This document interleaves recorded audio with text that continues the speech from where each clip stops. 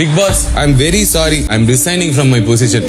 Resign பண்ணிருக்கேன்னா அவ்வளவு hurt ஆயிடும் வச்சுட்டு எல்லாரும் சேர்த்து. ஹலோ மக்களே, welcome back to our channel Bigg Boss season 9. இன்னைக்கான ப்ரோமோ 3 ரிலீஸ் ஆயிடுச்சு மக்களே. விக்கல் சுக்ரம் தன்னோட பதவியை ராஜினாமா அவரே பண்ணிட்டாரு. அதுக்கப்புறமேட்டு ரொம்ப ஃபீல் பண்ணி உடஞ்சு அழுகுறாப்ல. எல்லார்கிட்டயுமே வந்து சொல்றாரு, நான் காமெடியன்ங்க, இந்த மாதிரி நான் வந்து ஒரு காமெடியன்ங்க, என்ன போயிட்டு இப்படி அழுவ வச்சிட்டீங்கன்னு சொல்லிட்டு ரொம்ப ஃபீல் பண்ணி பேசுறத பார்க்க முடிஞ்சுது.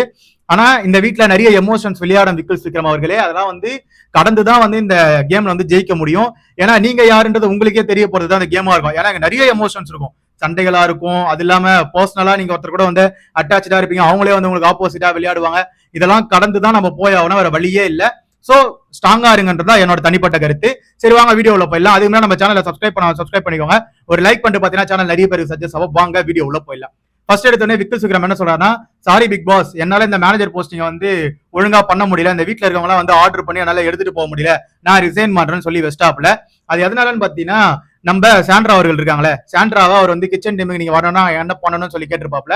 அப்போ வந்து அவங்க வந்து அசிஸ்டன்ட் மேனேஜர் பதவி விலகணும், ஏன்னா அவங்க என்கிட்ட வந்து காலையில கொஞ்சம் ரூடா பிஹேவ் பண்ணாங்க அப்படின்னு சொல்லிட்டு அவங்களுக்கு எனக்கு ஒரு கிளாஸ் இருக்குன்னு சொல்லிட்டு அவங்களோட தரப்பு அவங்க சொன்ன உடனே இங்க வந்து விக்கல் சுக்ரம் வந்து நம்ம விஜய் பார்வதி அசிஸ்டன்ட் மேனேஜர் அவங்க கிட்ட கேக்குறாங்க, நீங்க வேணா வேற எதனா போஸ்டிங் மாறிடுறீங்களான்னு சொல்லும் போது உடனே விஜய் பார்வதி வந்து என்ன எல்லாரும் என்னையே கேக்குறீங்க, நான் ஏன் மாறணும், என்னோட பதவியை ஒழுங்கா தான் பாத்துக்கிறேன், நான் ஒழுங்கா தான் பண்றேன் அப்படின்ற மாதிரி அவங்க வந்து அவங்க தரப்பு நியாயத்தை எடுத்து வச்ச உடனே விக்கல் சுக்ரம் என்ன பண்றதுனே புரியல.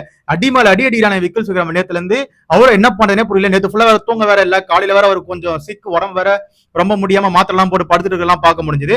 பட் இந்த மாதிரிலாம் சொன்ன உடனே சரி பிக் பாஸ் சாரி, நானே வந்து பதவி விலகிறேன் அப்படின்னு சொல்லிட்டு அவர் வந்து அந்த மேனேஜர் போஸ்டிங் அங்க வெஸ்ட் போயிட்டாப்ல. அப்போ அவர் சொல்றாரு, நான் எவ்வளவு ஹர்ட் ஆயிருந்தா நான் வந்து இந்த மேனேஜர் போஸ்டிங்க வேணாம்னு சொல்லி வச்சிருப்பேன், யோசிங்க. எனக்கு வெளியே ஒரு டீம் இருக்குங்க, விக்கல் சுக்ரம் சொல்லிட்டு ஒரு பிராண்டை கிரியேட் பண்ணி வச்சிருக்கேன், எனக்கு கீழே வந்து அவ்வளவு பேர் வேலை செய்யறாங்க.